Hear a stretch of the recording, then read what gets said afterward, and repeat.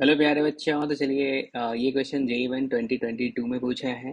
इसमें अपने को क्या क्या इन्फॉर्मेशन गिवन है एक बार देख लेते हैं। इसने बोला है जो एक स्क्वायर है जिसका साइड का जो स्लोप है, एडजेसेंट साइड का स्लोप वो क्या है, M1 M2 है। तो अगर M1 M2 है तो आपको पता है साइड्स के बीच जो एंगल होता है वो कितना होता है, 90 होता है। तो आपको एक रिलेशन पता है, M1 इंटू M2 किसके इक्वल होगा, -1 के इक्वल होगा। ओके। साथ में ये इन्फॉर्मेशन गिवन है जो इसके साइड जो है वो क्या है, ए है। ठीक है ना। अब देखो यहाँ पे साइड का लेंथ और M1 M2 में एक इक्वेशन गिवन है। ठीक है ना। इसका यूज करेंगे हम लोग। और बोला है if one vertex of the square is, मतलब इस स्क्वायर का एक वर्टेक्स का अपने को कोऑर्डिनेट गिवन है। और ये भी इंफॉर्मेशन गिवन है जो भाई अल्फा जो इसमें यूज हो रहा है वो अल्फा 0 to π/2 है। ठीक है ना। यानी कि कॉस अल्फा और साइन अल्फा दोनों क्या होगा, पॉजिटिव होगा। ठीक है ना। अब देखो साथ में इसने बोला है the equation of one diagonal is, मतलब एक डायगोनल का इक्वेशन भी आपको गिवन है। अब अपने को इसमें वैल्यू जो फाइंड करना है वो किसका वैल्यू फाइंड करना है, हमें इसका वैल्यू फाइंड करना है। तो इसमें देखो आपको क्लियरली दिख रहा है जो एक तो हमें अल्फा फाइंड करना पड़ेगा। ठीक है ना। दूसरा हमें साइड लेंथ फाइंड करना पड़ेगा, मतलब दो चीज़ें जो हैं वो फाइंड करना पड़ेगा।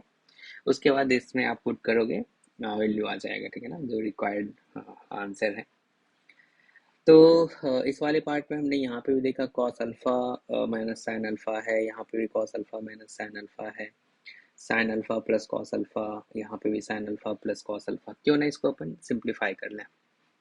आपको पता है जब भी इस टाइप का दिखता है एक्सप्रेशन, यानी कि A cos theta plus B sine theta type का, तो आप हमेशा क्या करते हो, square root of A square plus B square से मल्टीप्लाई करते हो और इसी से आप डिवाइड कर देते हो। ठीक है ना। तो अब सोचो यहाँ पे ए का वैल्यू 1 है और बी का वैल्यू भी क्या है, 1 है। तो हमने क्या किया, ए स्क्वायर प्लस बी स्क्वायर का स्क्वायर रूट लोगे तो आपको पता है √2 मिलेगा। तो हमने √2 से मल्टीप्लाई किया इसमें और √2 से डिवाइड कर दिया। तो यहाँ पे भी 1/√2 और यहाँ पे भी 1/√2 आ गया। अब सोचो इस वाले पार्ट को क्या मैं लिख सकता हूँ, cos π/4, और इस वाले को क्या लिख सकता हूँ, sin π/4। ठीक है ना। तो अब आपको पता है cos अल्फा प्लस बीटा का फॉर्मूला। तो ये क्या लिखा है, cos अल्फा प्लस बीटा। तो ये आ गया √2 cos अल्फा प्लस π/4। ऐसे ही हमने इस वाले पार्ट में भी √2 से मल्टीप्लाई और डिवाइड कर दिया। ठीक है ना। तो इसको लिख दिया cos π/4 और ये क्या हो जाएगा, sin π/4। अब आपको दिख रहा होगा जो ये अपना जो फॉर्मूला यहाँ पे यूज हो रहा है साइन ए प्लस बी का, तो ये क्या हो जाएगा, √2 साइन अल्फा प्लस π/4 हो जाएगा। क्लियर है, सिंपल सा। अब सोचो जो तुम्हें ये कोऑर्डिनेट दे रखा था, इस कोऑर्डिनेट को भी तुम क्या लिख सकते हो आप, ये जो 10 cos alpha minus sine alpha था, इस कोऑर्डिनेट को क्या हम लोग अब लिख सकते हैं, 10√2। ठीक है ना। क्योंकि cos alpha minus sine alpha के प्लेस पे आपने ये रख दिया और sine alpha plus cos alpha के प्लेस पे आपने ये रख दिया। तो क्या इस वर्टेक्स का जो, मतलब एक वर्टेक्स ए है उसका कोऑर्डिनेट क्या हो जाएगा, 10√2 कॉस अल्फा प्लस π/4 और 10√2 साइन अल्फा प्लस π/4। ठीक है ना। ऐसा आ गया, सिंपल सा। अब इसने बोला है इस स्क्वायर का एक डायगोनल जो है उसका इक्वेशन गिवन है। यहाँ पे भी हमने cos alpha minus sine alpha और sine alpha plus cos alpha के प्लेस पे, ठीक है ना, इसको सिंप्लीफाई करके ये वाला यूज कर लिया। तो अब देखो ये तुम्हें कुछ ऐसा दिख रहा है, ये क्या है, डायगोनल का इक्वेशन। अब तुम्हारे माइंड में चलेगा भाई ये डायगोनल क्या ए का जो कोऑर्डिनेट हमें दे रखा है उससे पास करता हुआ डायगोनल है या फिर दूसरा डायगोनल है। तो अगर इससे पास करता हुआ डायगोनल होता तो इसके इक्वेशन में सेटिस्फाई करता, तो जो कि नहीं कर रहा है। ठीक है ना, आप चेक कर सकते हो। एक्स के प्लेस पे ये रख दो, वाई के प्लेस पे ये रख दो। तो यानी कि जो हमें डायगोनल गिवन है वो ए से पास नहीं कर रहा है, यानी कि वो डायगोनल कौन सा है, ये बी डी डायगोनल है। ओके। अब आपको पता है जो है हम लोग अगर इसके परपेंडिकुलर डिस्टेंस फाइंड कर दें, क्योंकि आपको पता है डायगोनल क्या होता है, परपेंडिकुलर होता है। तो ये परपेंडिकुलर डिस्टेंस जो है अगर हम लोग फाइंड करें ए एम, तो ए एम कितना आ रहा है, ये परपेंडिकुलर डिस्टेंस हमने फाइंड कर दिया, ये पॉइंट है और ये डायगोनल का इक्वेशन है। तो इसमें ये पॉइंट रखोगे, आपको पता है परपेंडिकुलर डिस्टेंस फाइंड करने का फॉर्मूला आपको पता है, ठीक है ना। तो हमने क्या किया, ये पॉइंट इसमें रख दिया इस इक्वेशन में, ठीक है ना। और साथ में square root of coefficient of X square plus coefficient of Y square, तो ये अपने को मिला किसके इक्वल, 10/√2। तो सोचो ये आ गया आपका 10/√2, ठीक है ना, ध्यान से देखना है आपको।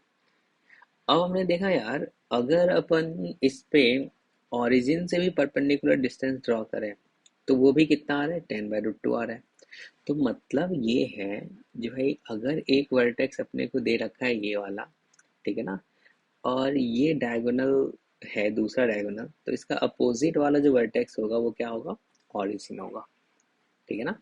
अब सोचो यहाँ से लेके यहाँ तक का लेंथ मतलब ए सी, इस ए सी का जो लेंथ है वो कितना हो गया, 10√2 इंटू टू, ठीक है ना। तो क्या ये √2 इंटू 10 आ गया।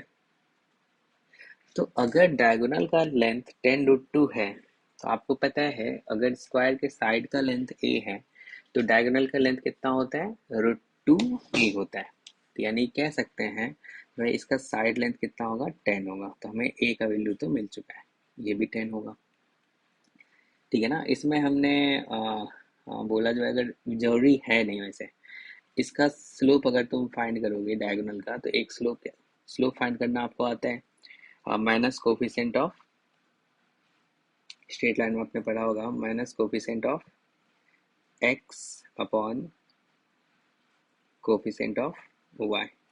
तो स्लोप इतना आ रहा है, तो दूसरा जो है वो क्या होगा, इसके परपेंडिकुलर होगा डायगोनल, तो उसका स्लोप ये आ जाएगा, ठीक है ना। अगर इक्वेशन भी आप फाइंड करना चाहोगे ए सी का, तो आपको पता है ओरिजिन से पास कर रहा है, तो क्या हो जाएगा, y equals to M X type का हो जाएगा, जो कि कुछ ऐसा दिखेगा। क्लियर है, इसकी ज़रूरत है नहीं वैसे। अब आ जाइए यहाँ पे, अब हमें क्या क्या मिल चुका है, इसका साइड लेंथ मिल चुका है जो कि कितना है, 10 है, ठीक है ना।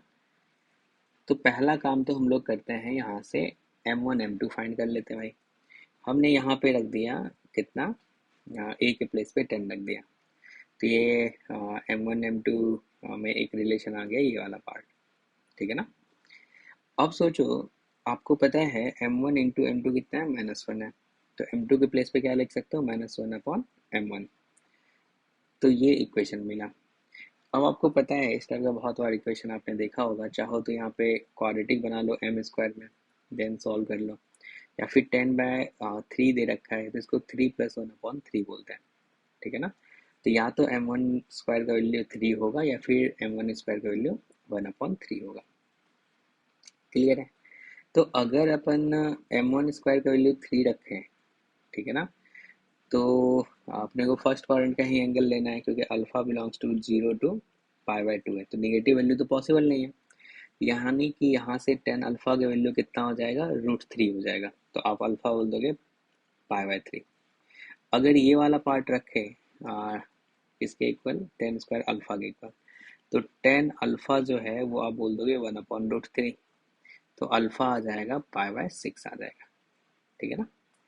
ओके, एक्चुअली मैं यहाँ पे जो दे रखा है, आ, अच्छा अभी आपको ये नहीं पता है, जो इस वाले पार्ट में ये अल्फा के प्लेस पे हम लोग यही क्यों बोल रहे हैं, देखिए यहाँ पे। अब अपने को डायगोनल का जो स्लोप है, यहाँ पे जो हम लोग फाइंड किए थे, याद करो, ये वाला पार्ट, एक डायगोनल का स्लोप ये आया था और दूसरे डायगोनल का स्लोप ये वाला पार्ट आया, ठीक है ना। अब सोचो यार, यहाँ पे ये जो डायगोनल है और ये साइड्स के बीच का एंगल कितना होगा, π/4 होगा, और इस डायगोनल का स्लोप क्या है, 10 अल्फा प्लस π/4, तो यानी कि साइड्स का जो स्लोप होगा वो कितना होगा, 10 अल्फा मतलब 10 थीटा होगा, यहाँ पे थीटा यूज किए हैं तो ये क्या हो जाएगा, 10 थीटा होगा। और 10 थीटा क्योंकि m1 ही क्या है, वही वो टेन अल्फा के इक्वल है, तो क्या बोल सकते हो आप, tan theta equals to tan alpha. Clear है। अब सोचो तुम्हें ए भी मिल चुका है, टेन अल्फा भी मिल चुका है, ठीक है ना, यानी कि ये क्वेश्चन आपसे सॉल्व हो चुका है। सोचो इस वाले पार्ट में या तो तुमने टेन अल्फा का वैल्यू रूट थ्री बोला, या फिर क्या होगा, टेन अल्फा का value one upon root three होगा। तो इस वाले पार्ट से अल्फा तुम्हारा पाई बाय थ्री आ रहा है और यहाँ से अल्फा तुम्हारा पाई बाय सिक्स आ रहा है।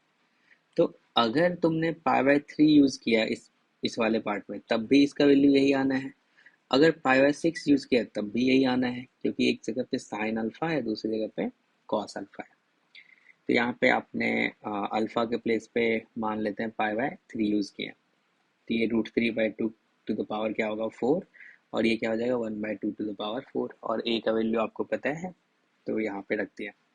तो इसको कैलकुलेट करोगे तो ये तुम्हारा कितना आ रहा है, 128 आ रहा है। एक बार मैं फिर से आपको बता देता हूँ, बिल्कुल अच्छे से समझिएगा।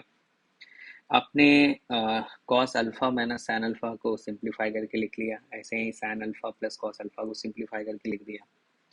अब आपको डायगोनल का इक्वेशन दे रखा है इस वाले पार्ट में, आपने इसको भी सिंप्लीफाई करके लिख दिया। अब एक वर्टेक्स दे रखा है, एक डायगोनल दे रखा है, इससे पे परपेंडिकुलर डिस्टेंस आपने फाइंड किया, तो वो कितना आ गया, टेन बाई रूट टू। फिर आपने देखा जो भाई ओरिजिन से भी परपेंडिकुलर डिस्टेंस कितना आ रहा है, टेन बाई रूट टू आ रहा है, ठीक है ना। तो ये वाला पार्ट। अब एक डायगोनल का आपने स्लोप फाइंड किया है, तो कितना आया, minus cot alpha plus pi by four.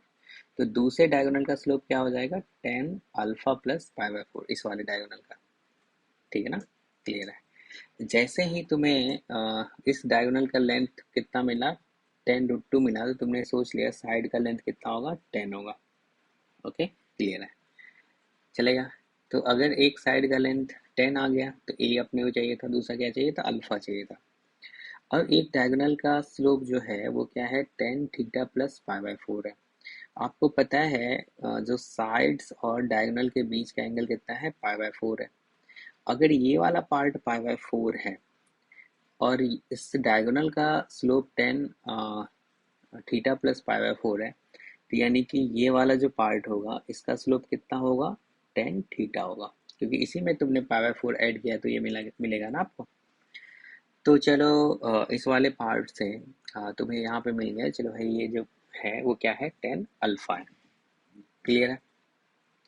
अब तुमने इस वाले पार्ट से क्योंकि ये M1 M2 जो है वो क्या है भाई, साइड्स का स्लोप है, और एक साइड क्या है, टेन अल्फा है।